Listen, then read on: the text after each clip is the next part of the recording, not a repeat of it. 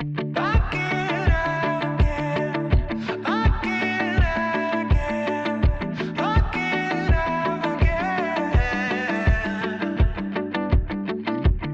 been a while since we felt the way we In 10 years, palagi pa din akong kinikilig sa'yo.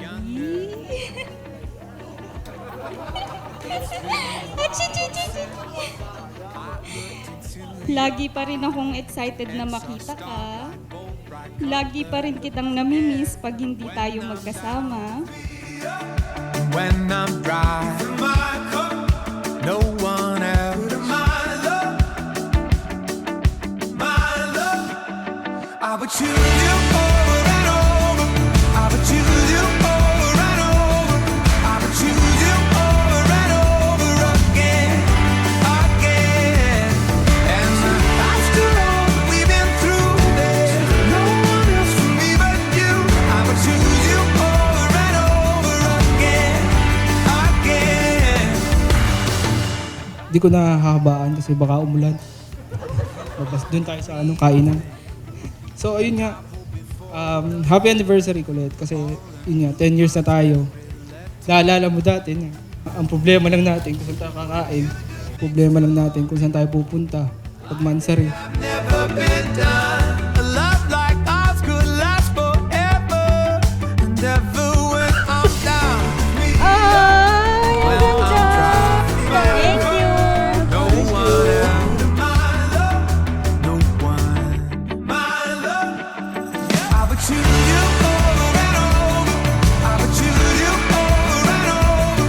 I would choose you over. Kuya Ibe and Ate Kai, congratulations. And Kuya Ibe, welcome to the family. Siyempre, hindi ako prepared. Pero alam niyo naman ako ano sasabihin ko. And super hanga ako sa inyong dalawa kasi grabe, ang tagal-tagal-tagal nyo na. And parang it feels like the first time every time, diba? So, cheers to a lifetime and more babies. Nag-aabang na kami. Kailangan namin ni tig-isa. And then, sana maging happy and maging masagana and maging blessed married life niya. Cheers sa inyong dalawa. Shot! Puno!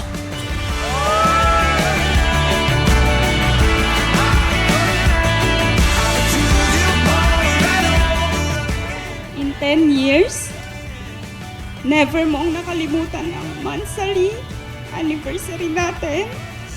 Lagi mo pa din akong sinusurprise. Lagi mong pinapafeel sa akin kung gaano mo ako kamahal. Sa aklat ng Sakaria sa chapter 12, sa verse 1, ang bawat tao ay binigyan ng Diyos ng diwa o ng espiritu para ang tao ay malayang makapagpasya para sa kanyang sarili.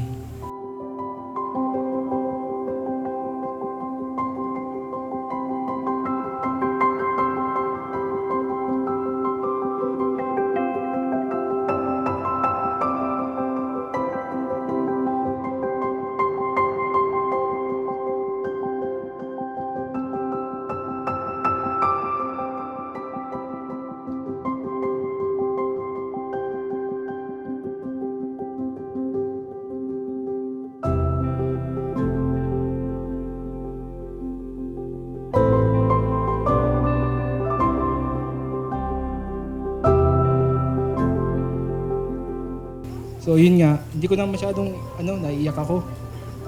So papasalamat ako sa Diyos talaga na ikaw yung binigay sa akin.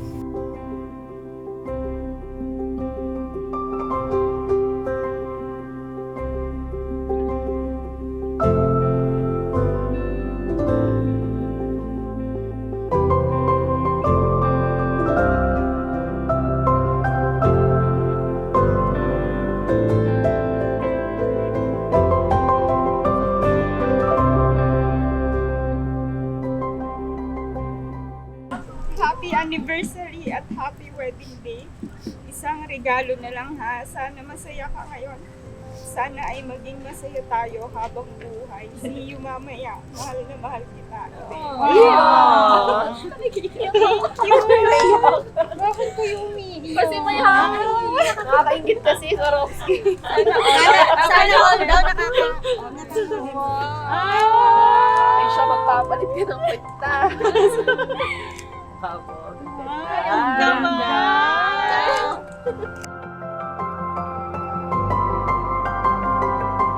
Kapatid, congratulations sa inyo ni Kuya Ibe. Kuya Ibe, we're so proud of you kasi napagtiyagaan mo kaming tatlo. Alam naman nating lahat na nung hiningi mo yung kamay ni Ate Kai kasama ang dalawa naming hita ni Ate Beck. So, alam namin na handa ka na harapin ang mga hamon ng buhay. Kasama kaming tatlo. At hamon, oo. Kasama kaming tatlo. And super happy kami na kayong dalawa ay simula umpisa hanggang ngayon, nakita namin yung totoong pagmamahalan sa inyo. Put the pickup in the drive, chase the dawn, burn the light, let's go. Ibe and Kai, you guys are great together. We're so happy for you. You'll always remember this day. Prayers and blessings on your wedding day and on your marriage. Even if the road is all we know, I'll be home to you, home to you. Kakay ay pinalaki ko ng may takot sa Diyos. Siya ay lumaking mabait, I'll be home to you. may pagmamahal sa pamilya, may malasakit sa mga kapatid, lalo na sa daddy niya. At napalaki namin sila magkakapatid na maganda. At alam ko na si Kakay, sasabihin ko sa iyo, Ibe, ganun din ang gagawin niya sa inyong mga anak. Tiwala ko sa iyo, Kakay, sa iyong desisyon. Nakita ko ang pagpupursige mo sa buhay. Mula nung nag-aaral ka lang, madiskarte ka. Lahat ng problema nalalampasan mo. Kahit may problema ang pamilya natin, go ka lang. Nakarating ka sa abroad, kahit mag-isa ka lang.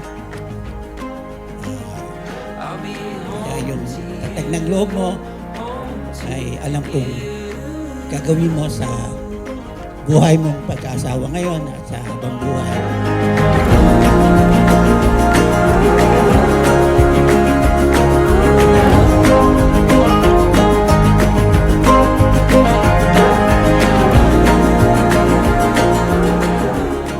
Una po sa lahat, pinupuri ko ang Panginoon sapagkat proud na proud ako sa aking anak, si Ibe. Simula pa po nung malit siya, nakita ko ang kanyang future, magiging mabuting magpamilya to. Kaya nung pinakita sa akin ni Ibe yung picture ni Ana, okay yan. Sabi ko, tuloy mo, obserbahan mo. Ay, nagpapasalamat ako sa Panginoon, tumagal sila ng relasyon. Wala silang problema. Kaya proud na proud ako kay Ibe sapagkat una-una sa aming pamilya naroon ang kanyang pagmamahal. Lalo na sa pagiging asawa niya kay Ana, nakikita ko magiging mabuti silang magpamilya.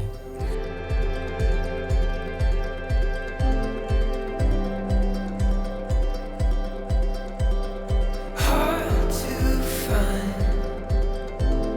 what is true.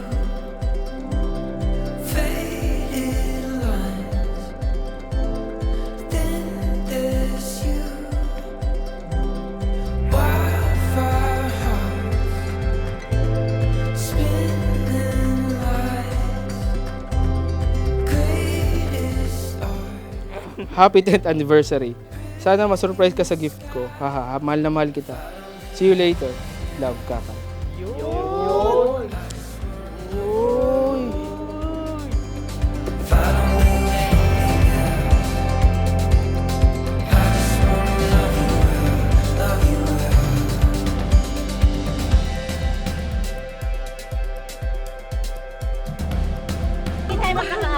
Aaway ka na naman ni Angel. Gaya ng sinabi nyo kanina, super consistent kayo sa isa't isa and hindi lang kayo yung nakakakita at nakakaramdam nun, pati kami. Kaya sobrang happy kami. Ang wish namin para sa inyong dalawa ay maging mas masaya pa at maging strong palalo yung relationship nyo, yung marriage nyo. At hindi lang sa saya, mas lalo pang maging strong.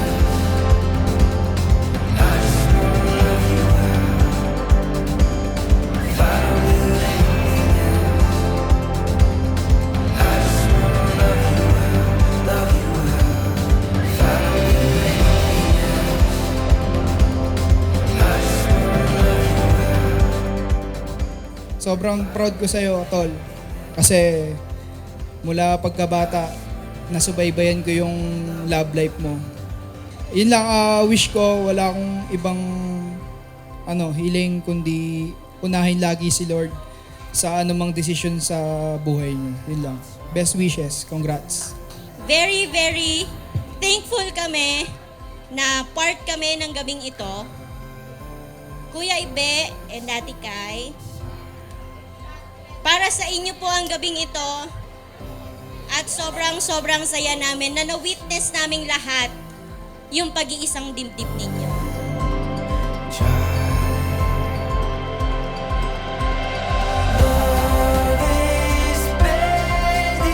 In 10 years, araw-araw akong may good morning message, mag-lunch ka na message, ingat kapag uwi message, mag-dinner ka na message, good night message, at lahat ng special occasion, lagi kang may special message sa akin. Sabi ko nga, kung ito yung mga pangasawa ko, mamahalin niya yung anak namin, mamahalin niya ako kasi iniisip niya lagi yung iba kaysa yung sarili niya.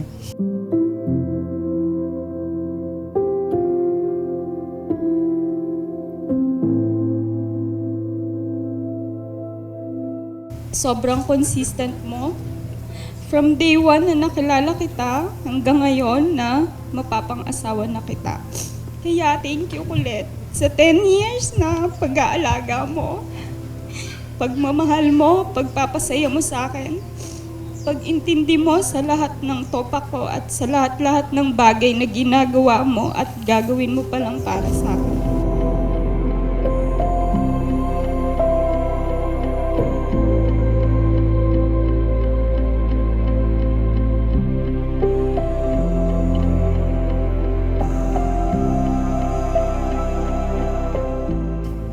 So, yun nga, na ngayon, kinasal na tayo, magiging Mrs. Ariston ka na.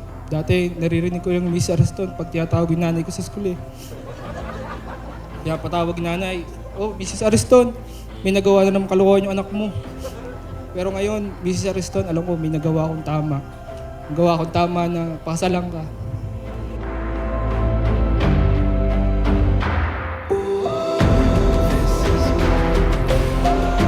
Araw-araw akong nagpapasalamat kay Lord kasi ikaw ang tinadhana niya sa akin. Sobrang swerte ko sa iyo kasi super bait mo. Mahal na mahal mo ang family mo. Magaling kang makisama at higit sa lahat, mahal mo si Lord higit pa sa lahat. Kaya alam ko na magiging mabuti kang asawa at tatay sa future kids natin.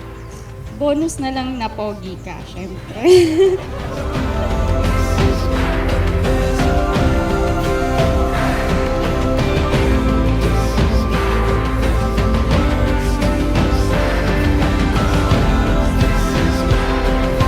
I-enjoy lang natin ang moment na to at mamaya lang, magiging misis mo na talaga ako.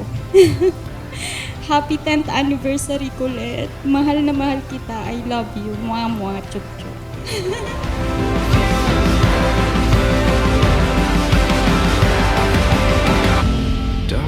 worry, you will find. Alam mo naman na mahal kita. Na hindi magbabago kahit tumanda tayo, kahit magkaroon tayo ng mga anak. Alam ko na nandiyan ka palagi para sa akin. At ganun din naman ako sa'yo. Susuportahan kita at mamahalin kita habang buhay. Sabi nga sa kanta, di kita papabayaan kailanman.